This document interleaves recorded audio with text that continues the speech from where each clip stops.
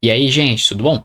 Hoje nós vamos falar sobre instrumentos de medição, mais especificamente medição de tensão, corrente e resistência. Tudo bem? Então, antes de a gente começar, eu vou pedir para vocês deixarem o like nesse vídeo e inscrever no canal se você ainda não é inscrito para você não perder os vídeos futuros. Beleza? Então tá, gente. A gente mede tensão com o que a gente chama de voltímetro e corrente com o que a gente chama de amperímetro. E, primeiro de tudo, onde que eu posiciono eles, né? Então eu quero medir a tensão, como que eu faço? Quero medir a corrente, como que eu faço? Vamos pensar de forma intuitiva, né? Se eu quero medir corrente, o meu amperímetro tem que estar onde a corrente vai passar. Então ele tem que estar em série com a corrente que eu quero medir. Tudo bem? No caso aqui, eu quero medir a corrente no circuito como um todo. E o voltímetro, pensa só, eu quero medir tensão. A tensão eu meço nos terminais do dispositivo, né? Do nosso elemento. Então, se eu quiser medir a tensão aqui no nosso resistor, eu tenho que colocar o meu voltímetro em paralelo, né? Porque a gente já viu que dispositivos em paralelo estão sujeitos à mesma diferente potencial, ok? Então, se eu botar o meu voltímetro em paralelo com o elemento que eu quero, ele e o elemento vão estar sujeitos à mesma tensão, ok? Beleza. E aí, gente, vamos pensar o seguinte, né? Esses instrumentos, a gente gostaria que eles fossem ideais, ou seja, que eles não atrapalhassem a nossa medição de alguma forma. Mas eles vão atrapalhar, porque qualquer dispositivo tem uma resistência interna. Tudo tem resistência. Então, o meu amperímetro, ele tem uma resistência interna, que eu vou chamar aqui, olha só, vou fazer ela pequenininha, de RA, ok?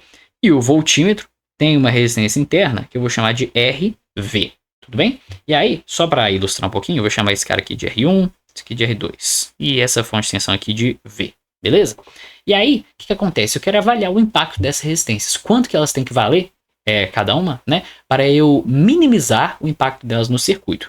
E eu vou fazer essa análise por partes, tá? Então vou considerar primeiro ó, que o voltímetro não existe, depois vou considerar que o amperímetro não existe, tudo bem? Só para simplificar um pouquinho. Então, começando pelo amperímetro, vamos pensar o seguinte, não existe isso aqui, certo? Então, eu tenho uma corrente que ela circula nesse ramo, certo? E essa corrente é dada pelo quê, né? A corrente I, ela é igual a V sobre a resistência equivalente, certo?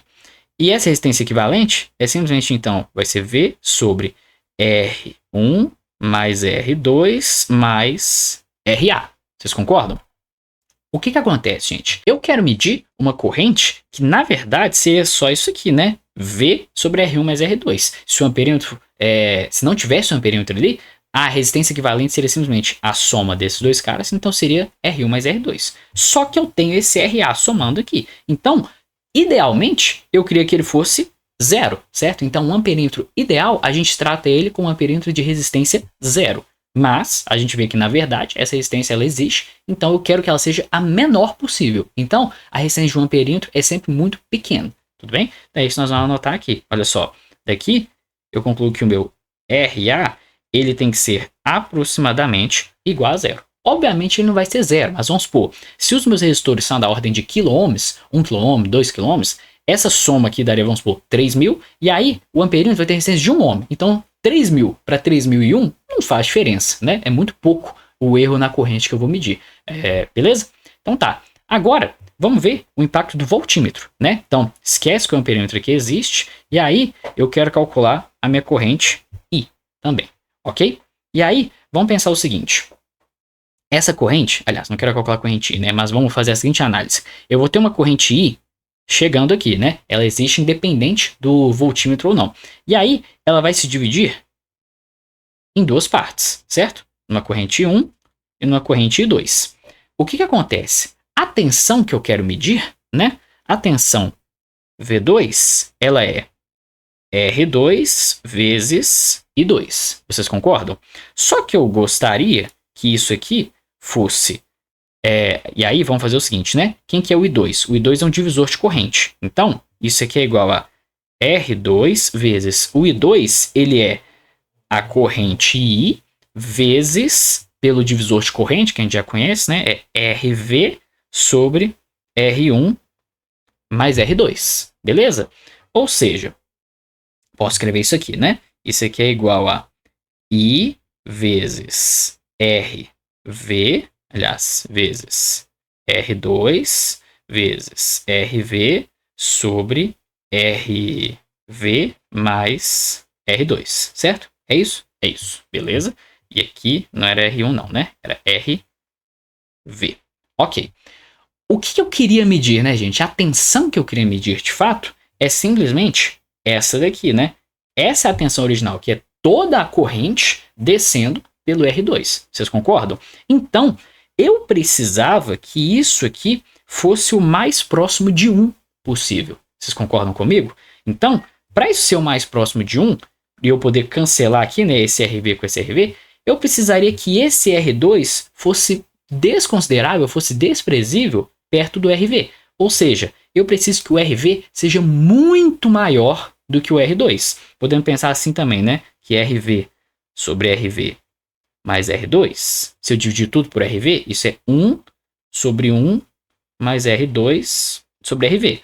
E aí, se o RV for muito grande, essa parcela some e essa razão dá 1, né? Então, eu preciso que o RV seja muito maior que o R2, mas de forma genérica, né? Eu quero que o RV seja gigantesco. Eu quero que ele tenda a infinito, né? Então, eu preciso que o meu RV seja aproximadamente igual a infinito. Isso aqui é um abuso de linguagem, né? Mas assim, vocês entenderam. Preciso que ele seja muito grande. Então, se esses resistores aqui forem na casa de quiloohms, eu preciso que o meu R, que é a resistência do voltímetro, seja na casa de mega-ohms, né? Seja 1000 vezes maior, 100 vezes maior, para ele drenar o mínimo possível de corrente. Esse é o princípio, né? Se eu quero medir tensão, eu não quero que venha corrente para o voltímetro. Então, ele não pode drenar corrente. A resistência dele tem que ser muito alta.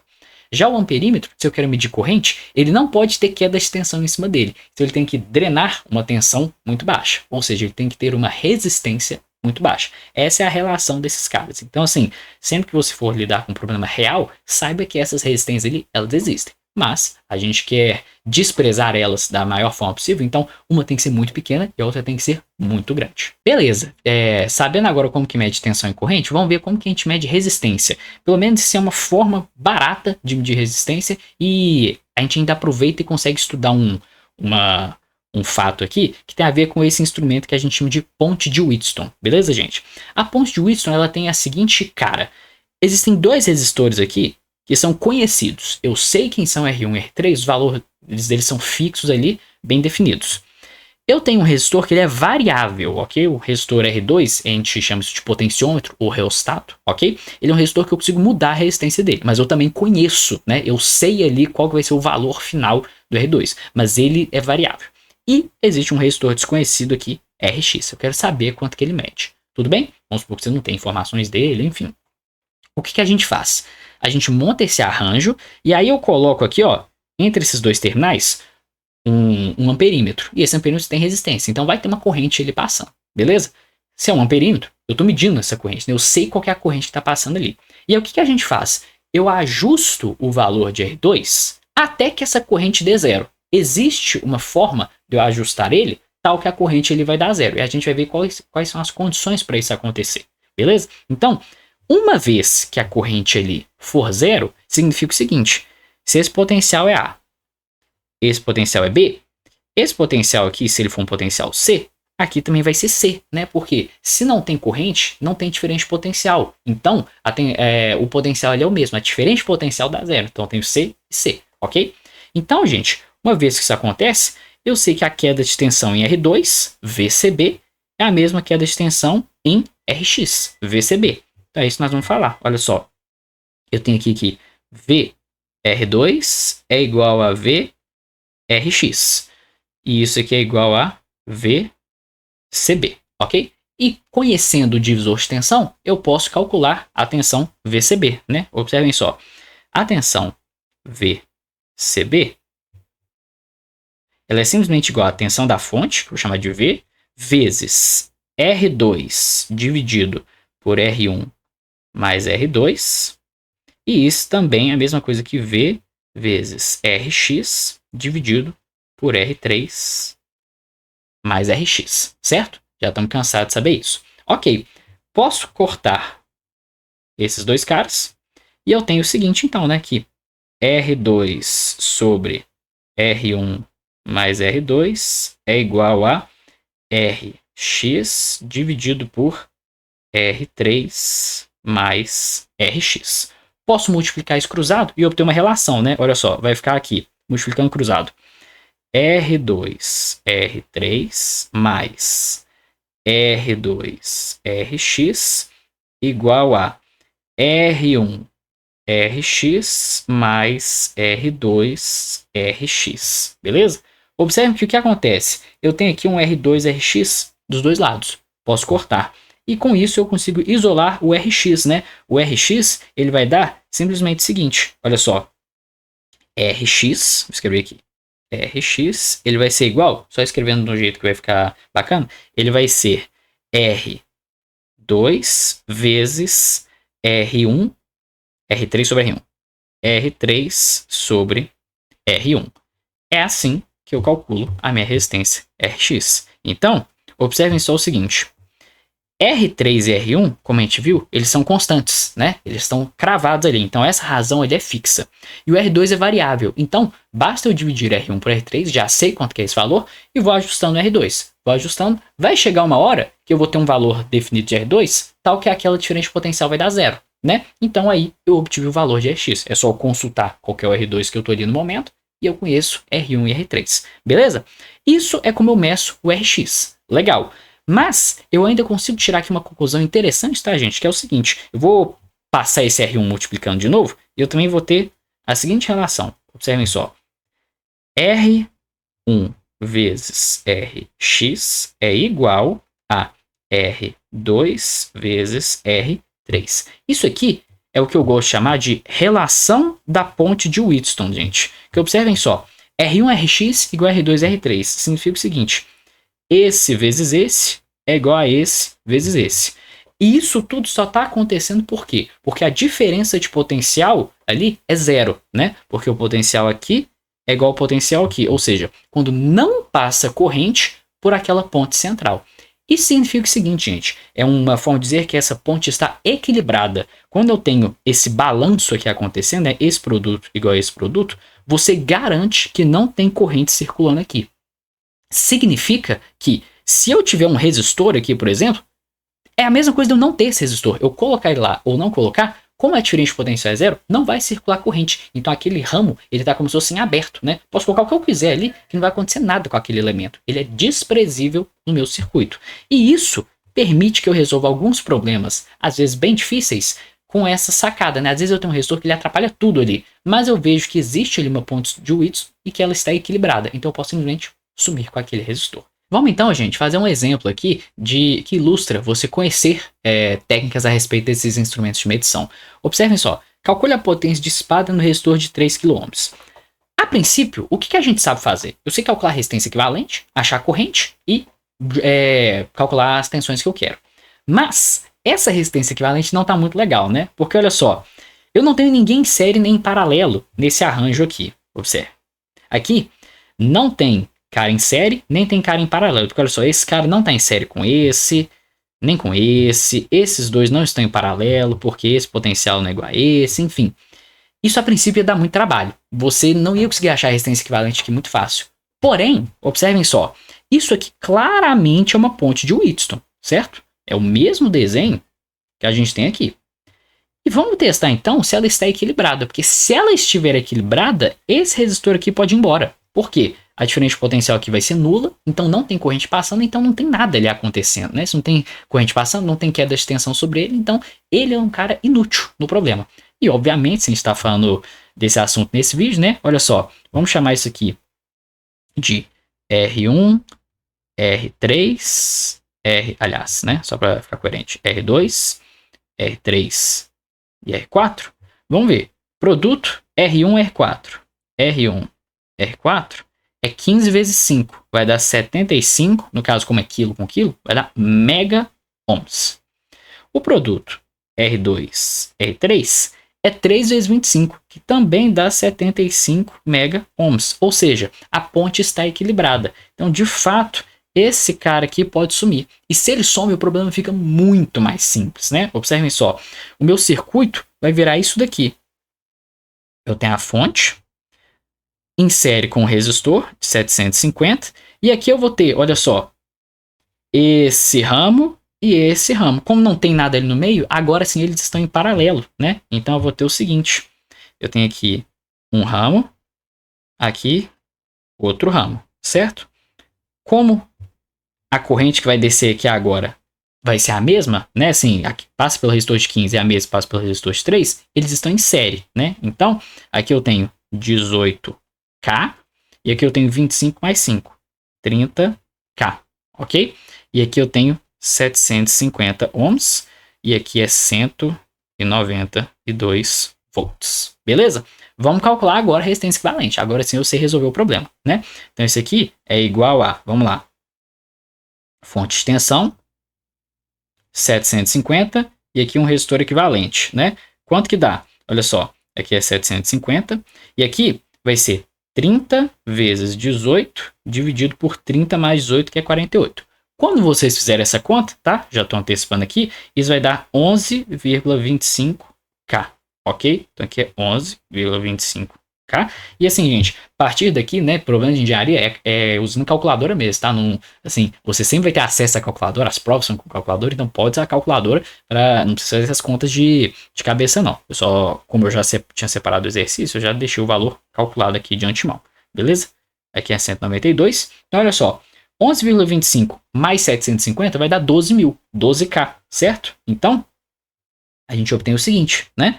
Isso aqui, a minha corrente I, ela é igual a 192 dividido por 12K, ok? 192 dividido por 12, isso aqui vai dar 18, aliás, 120 mais 72 vai dar 10 mais 6, né? Vai dar 16. Então isso aqui é igual a 16. Como tem um K aqui, isso é miliampere, ok? Eu faço assim, né? 192 por 12 dá 16. Como eu estou dividindo por 1000, aí fica miliampere. Beleza. Sei qual que é a corrente que passa ali. Agora, vamos fazer o contrário, né? Olha só. Eu vou voltar para essa associação aqui. Porque aí eu sei que está chegando aqui, olha só, uma corrente. Vou só copiar de novo, para ficar um pouquinho mais fácil. Eu sei que está vindo para cá. Aliás, está muito pequeno, né? Não vamos, como é que fala? Poupar espaço não, né? Eu sei o seguinte, que aqui está chegando uma corrente de 16 miliampere, concordam? Então, essa corrente vai enxergar dois ramos, certo? O de 18 e o de 30. Então, eu posso usar o meu divisor de corrente, né? Para fazer o seguinte, olha só. Eu quero a potência dissipada nesse resistor aqui. Então, eu quero saber qual que é a corrente que chega no ramo de 18K, certo? Então, eu sei o seguinte. A corrente, vamos chamar ela de I1. Esse aqui é o nosso I1. A corrente I1, ela é simplesmente a corrente I vezes 30K dividido por 30K mais 18K. Ou seja, ela é 16 miliampere vezes os Ks cortam aqui, né? Então vai ficar 30 sobre 48, ok? Só que 16 e 48 é dividido por 3, né? Então isso aqui vai ficar um 3 aqui embaixo. 30 dividido por 3, isso aqui é igual a 10 miliampere. Se eu sei a corrente que passa naquele ramo, esse 18K, né? Eu vou ter o seguinte. Eu vou ter aqui 15K, 3K, e vai estar descendo aqui uma corrente de 10 miliampere. E aí eu consigo achar a potência dissipada no resistor, né? A minha potência no resistor de 3K, ela vai ser RI ao quadrado, certo? Ou seja, isso aqui é 3K vezes 10 ao quadrado é 100, então vezes 100, e mili ao quadrado é microampere. Então, K é 10 ao cubo. Micro é 10 a menos 6, então vai dar 10 a menos 3. Então isso aqui é igual a 300 vezes 10 a menos 3 watts, que é a mesma coisa que 300 miliwatts. Beleza? Essa é a potência dissipada do nosso resistor. Então vocês veem aqui, se vocês não conhecessem o conceito da ponte de Whitson, você não resolve esse exercício, porque você não ia conseguir calcular a resistência equivalente. Na verdade, tem um jeito, mas é o que a gente vai ver nas próximas aulas também, ok? Aqui o intuito é sempre a gente aprender técnicas novas que vão ajudar a resolver problemas que podem ser resolvidos de outra forma, mas que às vezes facilitam. Aqui, esse é um jeito que resolve um problema que a gente a princípio não saber resolver. Beleza, gente? Espero que vocês tenham gostado então e eu vejo vocês no próximo vídeo.